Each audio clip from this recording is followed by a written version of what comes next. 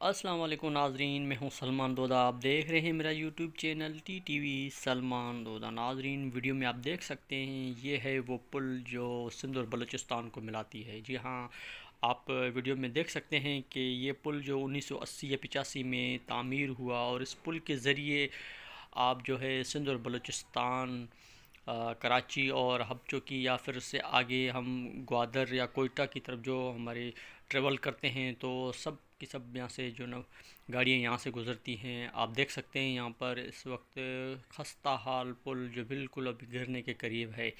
ये वीडियो कई मरतबा जो है वायरल वायरल हो चुकी है, लेकिन हुक्काम बाला तक शायद ये वीडियो नहीं पहुंची, तो इसलिए मजबूरन आज मुझे अपने चैनल के ऊपर इस वीडियो को अपलोड करना पड़ रहा है। आप देख सकते हैं ऊपर जो गाड़ियां जा रही हैं, बड़ी हैवी ट्रैफिक जा रही है। ये किसी भी वक्त जो है किसी भी खुदा न खास्ता हादसे का शिकार हो सकती हैं।